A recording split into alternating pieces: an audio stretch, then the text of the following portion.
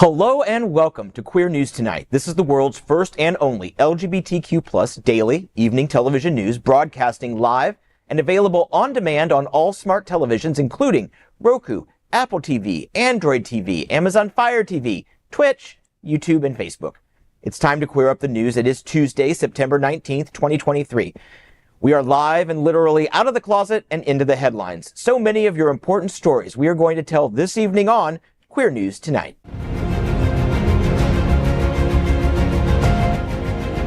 This is the world's first live daily LGBTQ evening news show, literally out of the closet and into the headlines on Queer News Tonight with Al Ferguson.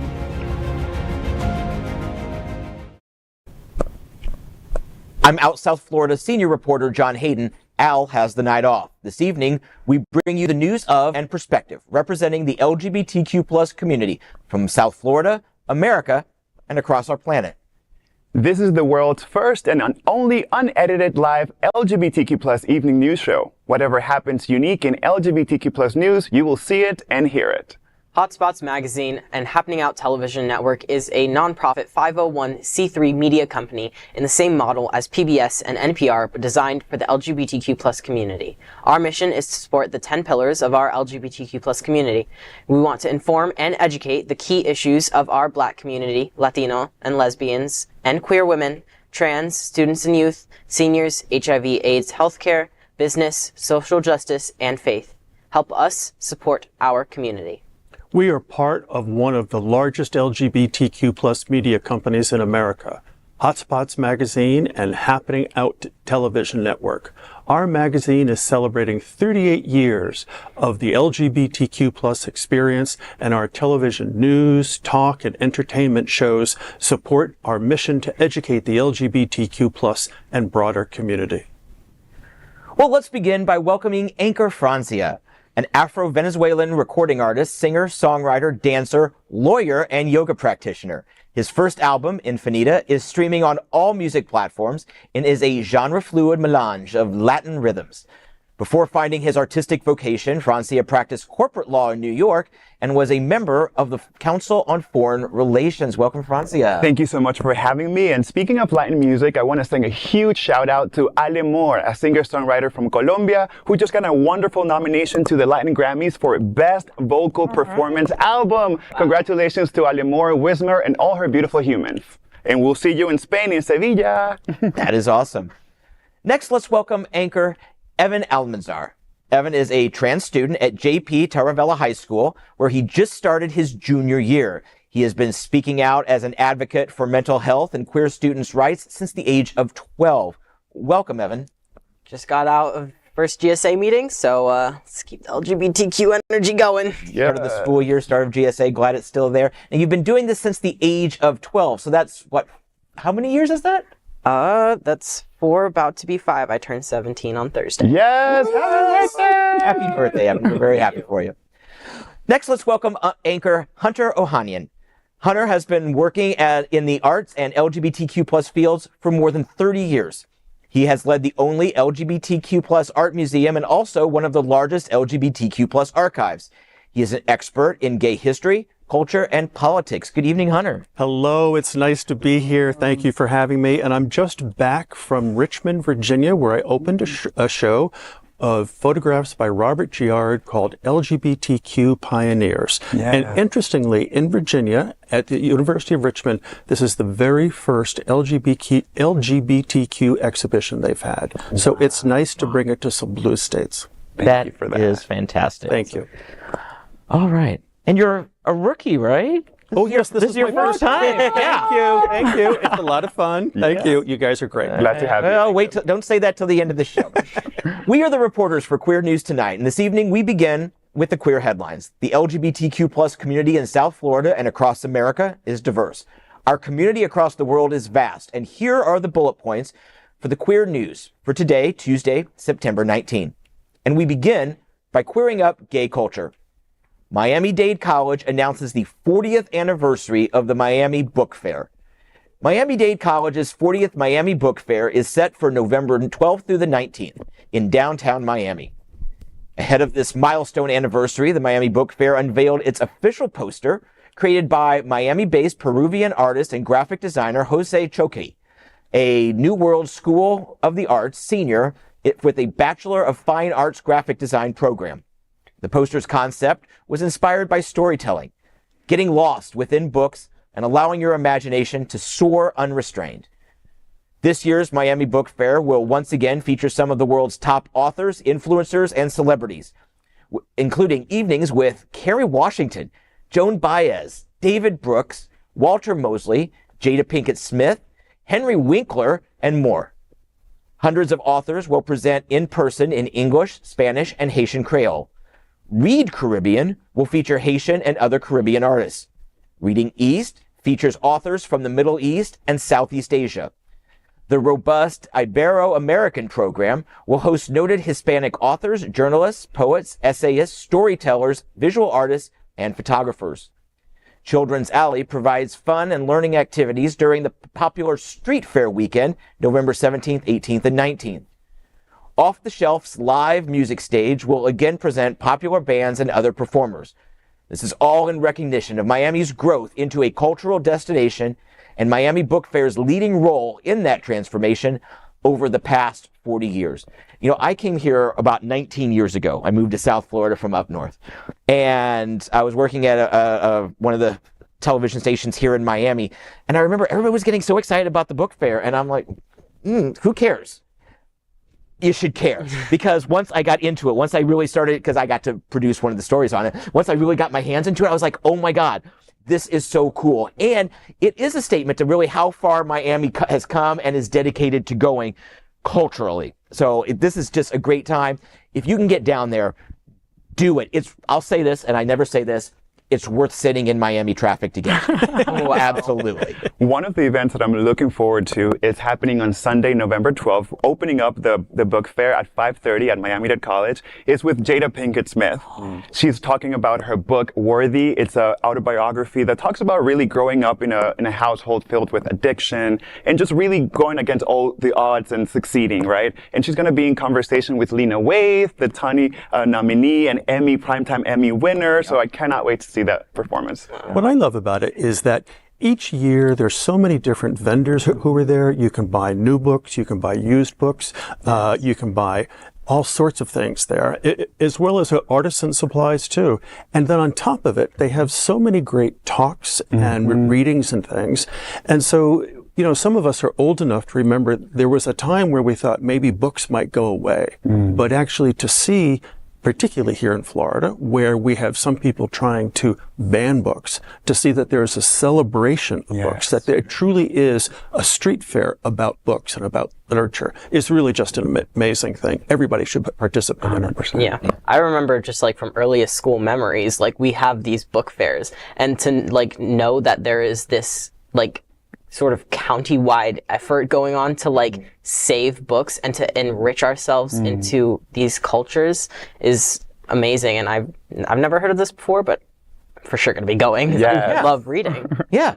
And you drive now. And I drive now. So that's wonderful. And again, like you said, there was a time when we thought it would become, you know, the Miami iPad Festival. Oh, you know? God, no. But you're right. It has come. And there's just something about old books that just, it mentally connects you just, me to scent the feeling of the paper, like you know it. The aged paper that's maybe had a little coffee spilled on it over time, or you know, just it connects you not only to the book, not only to the characters, but to the people who you'll never meet that have already read this book and like this particular copy. And it's just, I don't know, it's goofy. I'm a dork, and I really enjoy it. So get down to the Miami Book Fair. It's going to be a good time. Absolutely.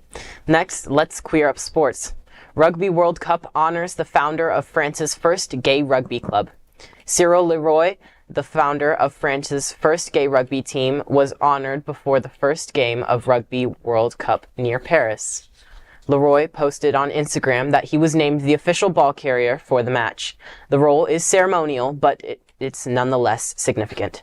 He founded Les Guerriers, which means tough guys, in 2002. Rugby has been his favorite sport since his childhood. He said, quote, "I really wanted to play, but there was no gay team for that.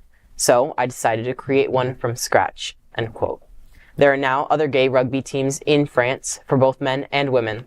Leroy's honor at the opening of the World Cup shows the Federation's commitment to inclusion and rugby for all. Leroy's told Outsports, quote, "It's a big symbol, and we'll have the opening ceremony and present to Macron and other dignitaries will be in the stadium, so I'm really pleased," end quote. I think he did exactly what he was supposed to. If there isn't a space for us, make it. And I think that it's amazing that everyone else around him is seeing that and that they're honoring that. Absolutely. I want to speak to the power of rugby in specific, right? So I belong to the board of this organization that does regional LGBTQ rights advocacy, and we also give pro bono legal services to strategies around Latin America and South America specifically for same-sex marriage and LGBT issues. And we use rugby in one of our campaigns called Si Acepto, which was around, says, yes, I do, around gay marriage in Chile. And we shot this beautiful gay rugby player, openly gay, and his straight rugby players supporting him, loving him. And he sent such a powerful message of brotherhood, of this sport. In this sport, we're all players. You know, we're not gay or straight. We're just players and lovers of the sport. So congratulations to France and this amazing recognition. Yeah, I think it's amazing too, in the sense that professional sports or college sports as well, or even high school sports, was a place that was not necessarily welcoming to many gay men for many years. And actually, I think organized professional sports is probably one of the last bastions in the commercial world. So even though I'm not a big sports follower, I'm always impressed in the fact that somebody else will sort of bring that barrier down, take it down, so that within those environments for the players themselves and the supporters and the people that work there, that everybody feels like they're part of that team and they feel like they're not going to be discriminated against. It's wonderful to see. You know, you talk about the professional sports, and even that's starting to crack. Soccer players, football players in Europe are starting to come out. We've got some open coaches and players now in the NFL and others. David Kopay could have been the first professional sports person who came out in the 1970s. I think football. That's what I was going to ask you. But this is not something new. No. Gay athletes obviously have always been around, but closeted. But there's a whole shadow history of sports, of gay sports, right? Absolutely right. Except those that actually told their tales is really a small group of individuals. Greg Louganis, of course, was a big one that came out. David Kopay was as well too. But it was one of the last closets to get opened up. And so again, we should be proud of the fact that it's happening every day, slowly. But it's happening. I mean, there are more gay people on Wall Street than there are in professional sports. It's still such a closeted thing. Wow. Evan, I'd like to talk to you. You said you had the first GSA meeting today, Gay Student Association meeting today at your school, right? Yes. You talked about how this sort of cleared out a space. There was no LGBTQ plus space in European rugby, or at least French rugby, and this guy comes in and carves it out. Do you think there's any comparison to be made to the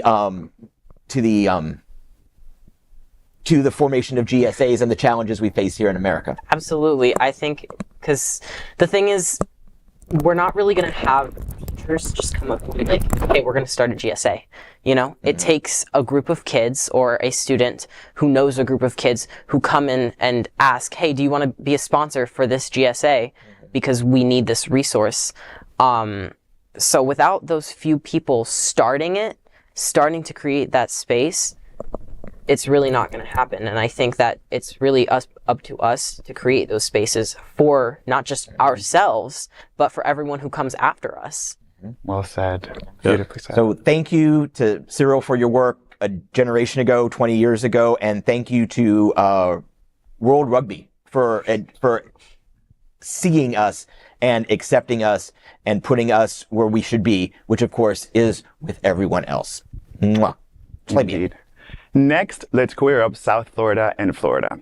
Visit Lauderdale wins top tourism awards in Florida for embracement of diversity and inclusion. Visit Lauderdale was honored with 6 coveted Flagler Awards during the 2023 Florida Governor's Conference on Tourism hosted by Visit Florida in Orlando. Each year, leaders across Florida's tourism industry are chosen to recognize outstanding marketing strategies and campaigns. Visit Lauderdale won first place for mixed media campaign and television advertisement, second place for resources and promotional material trade, print advertising and social media marketing, and third for special events. Judges looked for creativity, innovation, production quality, and effectiveness of campaigns. Stacy Ritter, president and CEO of Visit Lauderdale, said, quote, "We are humbled to receive such a meaningful accolades from our industry peers and gratified that our creative campaigns truly reflect who we are and shows how special Greater Fort Lauderdale is in every bold, beautiful, and surprising way. Our diversity is our strength, and we continue to proudly and loudly tell our story to the world," end quote. It's even more proof that Visit Lauderdale is for everyone under the sun.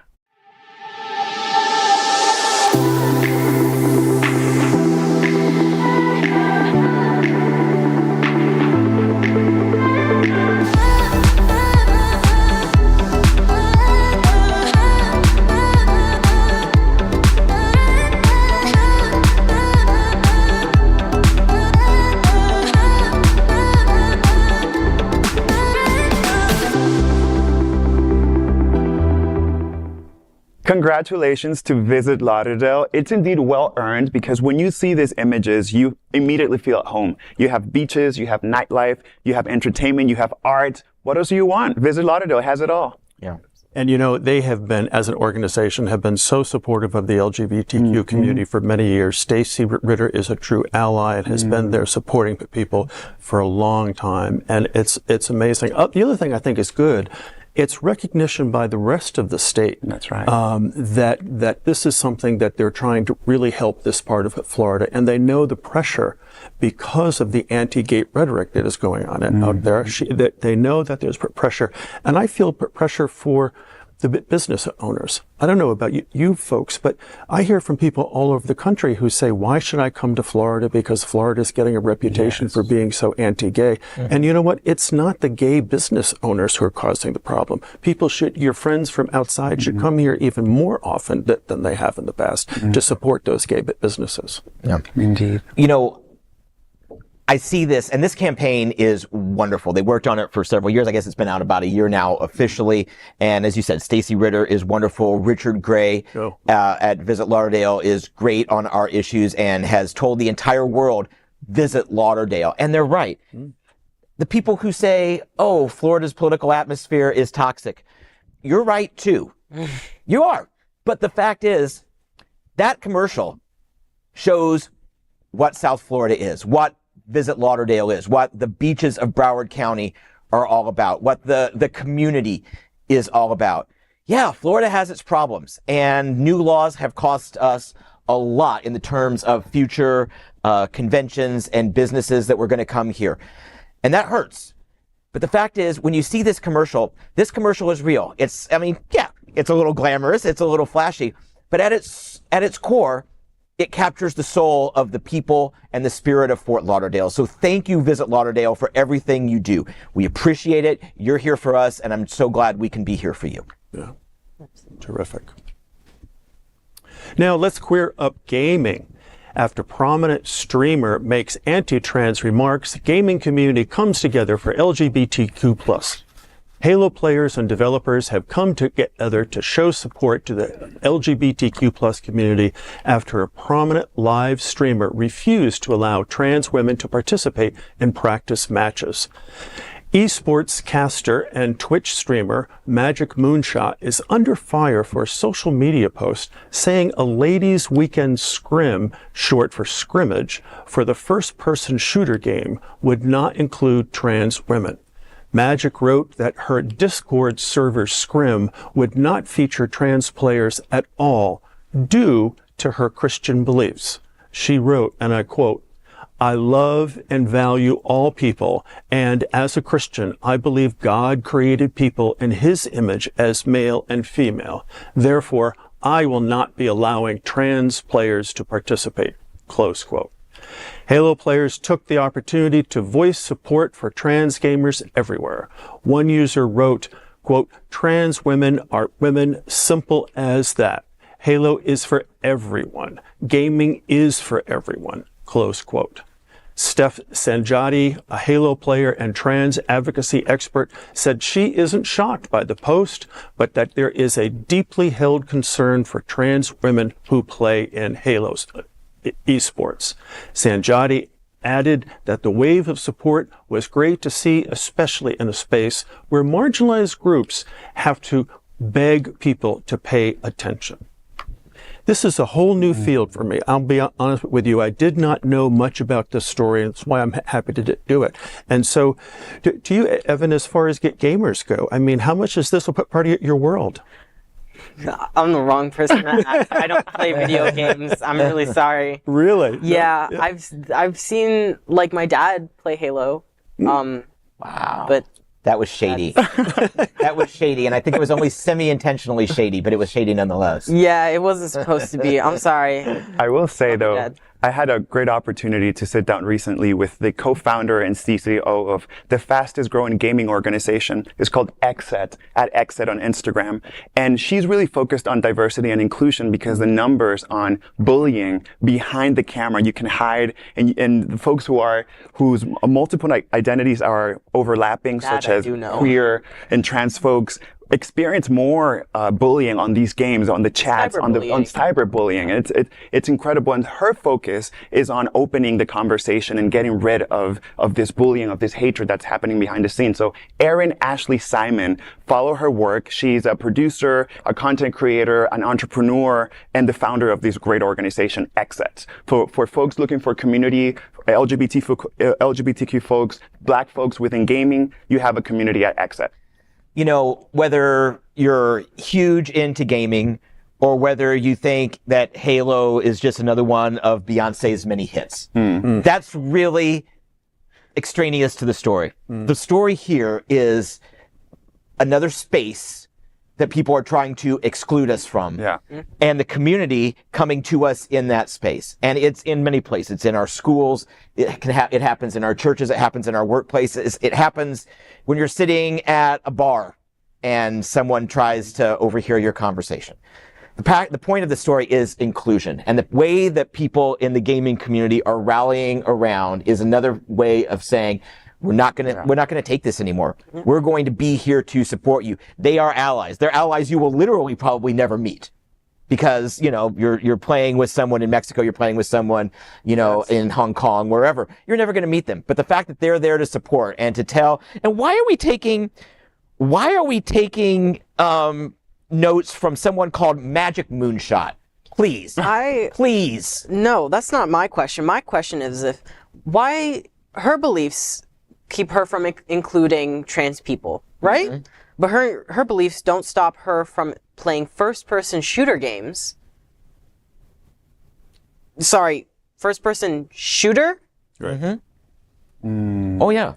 Doesn't sound like a good Christian girl to me. And again, it seems as if she's playing those shooter games, but at the same time, she wants to stand on a platform of Christianity and with saying there's only one man and one woman out there, and that's exactly all that there is. And so it's her beliefs that she's putting it into this. And she's it seems as if she's trying to make a decision as to a binary, which doesn't make any sense at all. She's entering herself and her beliefs into a world that's way too diverse. And I think she's trying to close that bubble for herself and her own comfort. But the thing is, everyone else around her is showing her she can't do that. Let's bring her on as a guest. She'd be nice to talk to. Oh, I'm going to need that day off. All right, everybody. Let's queer up politics. LGBTQ plus policy organization releases report about effort to erase LGBTQ plus identities nationwide. Movement Advancement Project, or MAP, an organization tracking policies on LGBTQ plus issues and voting, reports that bans on gender-affirming care are just the start of a, quote, coordinated effort to eliminate LGBTQ plus people of all ages from public life, end quote. MAP's 5-part report on the national trend, titled Under Fire, notes that states are restricting access to gender-affirming care for transgender youth and adults, passing religious exemptions to deny medical care for LGBTQ plus people, increasing the difficulty of obtaining accurate identity documents listing trans people's correct gender identity, censoring coverage of LGBTQ plus issues in school, and increasing the targeted harassment and violence of queer people, all while eroding voting rights. Overall, MAP found that states with the highest rankings for LGBTQ plus equality also have the highest rankings for democracy and voting rights. Similarly, most states that score poorly for LGBTQ plus equality also score lower on democracy and voting rights. 11 states have voter ID laws that bans on ballot drop boxes, and 9 states allow their legislatures to interfere in elections. Numerous states have gerrymandered districts that make it harder to elect pro-LGBTQ plus legislators and vote out anti-LGBTQ plus ones. Naomi Goldberg, MAP's deputy director and LGBTQ policy director, said, quote, "As horrifying political attacks continue targeting LGBTQ plus people, especially transgender people, it's critical that we keep advocating for voting rights and the principles of democracy that help us to move forward an inclusive vision for the world," end quote. Mm. It's quite a research. It's quite the thing that they're looking into, and I think it's quite the thing that they need to be looking into, because as we realize how these legislatures keep moving forward to silence not just the physical health care of the side of it, they're also trying to silence our First Amendment right and how we get to speak and how we get to show who we are, not just physically, but who we get to show who we are verbally. Because a lot of who we are is what we show other people, not just visibly, but through our words. And if we can't express who we are through not just our politics and who we have representing us, who are we? We're having people represent us that aren't really representing us. They're not who we are. They're not who we want to be. Mm. So why have them in office? No, you're absolutely right. And I think, MAP, by the way, I've worked with them and they are a great organization. They're almost like the ACLU or other organizations that they really do bring in a lot of information and go to their website because they really just have lots of stuff. The one thing that I thought was really interesting about this report was what we have, or at least what I have thought to be true, that in blue states, which tend to be more progressive, and that there are greater tendencies for LGBTQ individuals to be accepted, there's also better voting rights as well, too. Mm-hmm. And then in those states, the 17 or 18 states that have been impacting all of these issues for LGBTQ people, those are the ones that there have been negative impacts on voting. And so these issues are being tied together, and it's actually being proven through empirical evidence here. And it's very important for us to understand it, not to shame somebody, but to be able to understand that this is what's happening. And these issues are getting bundled together like this. Yeah, I want to join in celebrating MAP because reports like Under Fire are information that I would use as a legal advocate in bringing a case, bringing a litigation against organizations who are bigoted or in order to defend LGBTQ clients. And when I started in all of this, I started at an internship at Human Rights Watch, where we would have this world reports of human rights conditions around the world. And you would see these types of reports from other countries like African nations or countries that are really, really not yet in terms of equality, not in the US. Right. And here we're 2023, and this is the type of conditions that we're living in as LGBTQ plus people. Is worrisome. Yes. But we're resilient. Yeah, you know who this does not come as a surprise to? Republicans. Yeah. The fascist Republicans. They know all of this that's in here. And this report, ties this bill and this bill. It compiles the list of horribleness that is coming out of not only Tallahassee, but also Nashville, Austin, Texas. I mean, all these red states around the country that are only doing these things for their own political ends. There's no reason to stop people from having healthcare, whether it is pro-choice people looking for reproductive rights, whether it's trans adults or trans minors looking to have their treatments, so many things along the way. We're all just political pawns for these people. So the fact that we were able to get this study to sort of lay it out piece by piece by piece and connect all the dots in one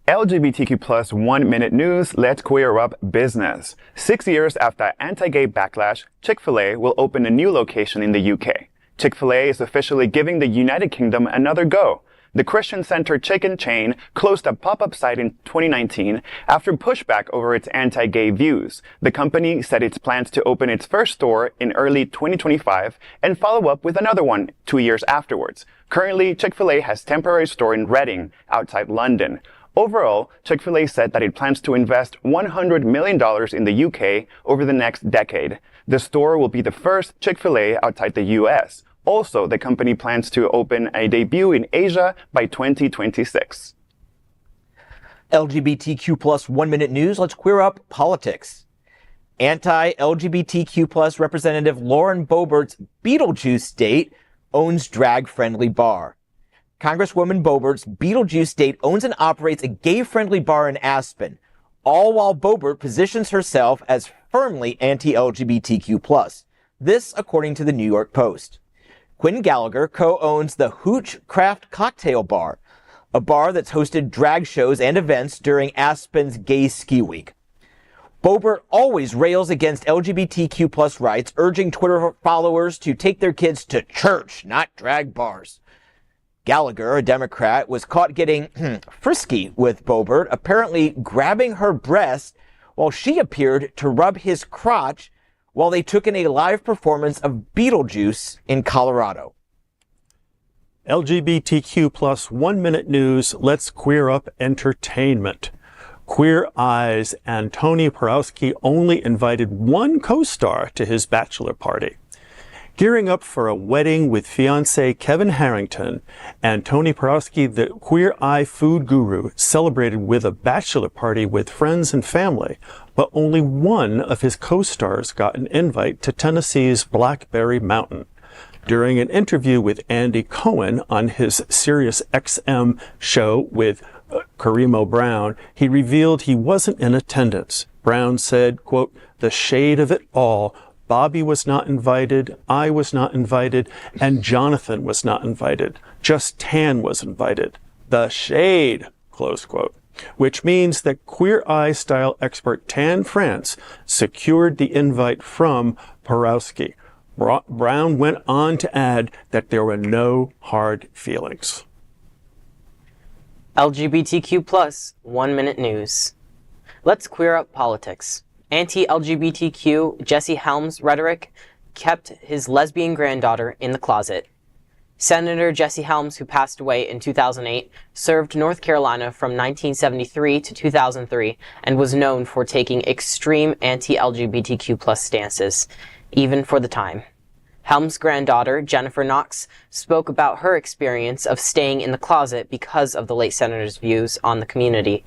Knox said, quote, "There really are, for me anyway, two Jessies, the granddad and the senator. The granddad is the biggest influence on my life," end quote.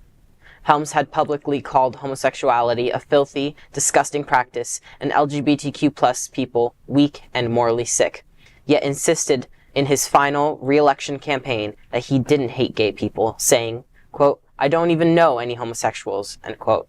Knox added that his comments were confusing and painful and kept her in the closet for years. LGBTQ plus 1 minute news, let's queer up education. Virginia Library due to lose funding over LGBTQ plus children's books. A Virginia library that traces its roots to the 18th century could soon be shuttered over a dispute over children's books featuring gay, lesbian, and transgender characters. Like many libraries across the country, the Samuels Public Library has found itself embroiled in conflict over books with LGBTQ plus themes. The library, which is structured as a nonprofit organization that receives the bulk of its funding from the county, has said that it will run out of operating funds by the end of next week. Lisa Varga, executive director of the Virginia Library Association, said the threat over the library's funding is what makes the challenge at Warren County unique. The library was founded in 1799 and relies on $1 million annually from Warren County to supply 75% of its budget. That is today's news for the LGBTQ plus community on the world's first and only daily LGBTQ plus evening news show. If our community is important to you, share this news with your friends and family. Are you, like most of America, part of our very large television audience, watching this live LGBTQ+ news broadcast right now on Roku, Apple TV, Android TV, and Amazon Fire TV? Queer News Tonight is the only live LGBTQ+ digital television show in the world that is out of the closet and into the headlines. We need your support. If our community is to grow, we must tell our stories and bring them to the attention of the broader world. This is the only place in the world that tells these types of LGBTQ+ stories in motion and sound. That is the passion of Hotspots Magazine, Happening Out Television Network, and Queer News Tonight. I'm John Hayden, and on behalf of these LGBTQ+ reporters, the anchors of Queer News Tonight, including Francia, Evyn Almanzar, and Hunter Ohanian, we will see you daily at 8 p.m. And to our LGBTQ+ world, we wish you good night.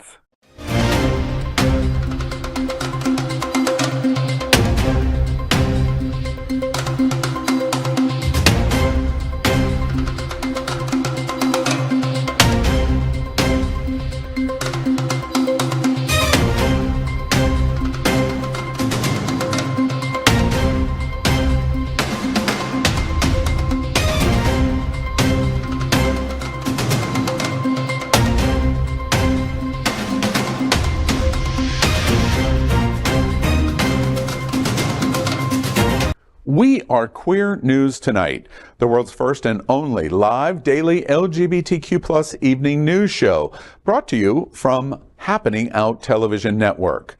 We operate in the same model of PBS and NPR, but for the LGBTQ+ community. We educate, inform, and entertain by supporting the 10 pillars of our LGBTQ+ community, with more than 100,000 a week watching us on Roku, Apple Television, and other channels.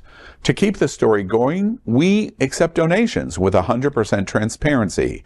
Stay updated and live authentically with Queer News Tonight.